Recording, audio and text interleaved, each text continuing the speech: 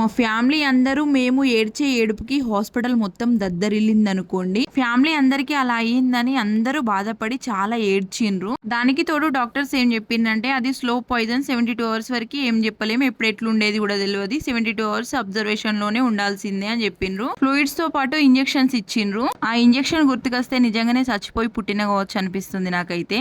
ఆ ఇంజెక్షన్ ఇచ్చిన ప్రతిసారి అన్కాన్షియస్ అయిపోయేదాన్ని. 20 మినిట్స్ వరకు అసలు చచ్చిపోతే కావచ్చు అనుకునేదాన్ని. నా బెడ్ దగ్గర మా మమ్మీ, మా ఆయన బెడ్ దగ్గర మా మామయ్య, మా బాబు, మా శ్వేత బెడ్ దగ్గర మా అత్తమ్మ ఉండేటోళ్ళు. ఫస్ట్ టైం నాకు ఆ ఇంజెక్షన్ ఇచ్చినప్పుడు నేను అన్కాన్షియస్ అయిపోతే మా మమ్మీ ఇంకా నా బిడ్డ చచ్చిపోయింది అని మస్తు ఏడుస్తుంది. అంత మత్తులో ఉన్నా కూడా నాకు తెలుస్తుంది మా మమ్మీ ఏడ్చేది. ఆటోమేటిక్ గా నా కళ్ళలోంచి కూడా వాటర్ వస్తున్నాయి. అప్పటికి ఆ స్టాఫ్ నర్స్ వాళ్ళు చెప్తుండ్రు, ఆ ఇంజెక్షన్ కి అట్లనే అవుతుంది, నువ్వేం టెన్షన్ పడకు, నువ్వు ఆగమై నీ కూతుర్ని ఆగం చేయకు, నువ్వు ఏడుస్తుంటే ఆమె కూడా ఏడుస్తుంది చూడు అని. నేను మా శ్వేత మస్తు ఏడ్చేటోళ్ళము. మా ఆయన ఇంకా తప్పదు అని సైలెంట్ గా ఉండేటోడు.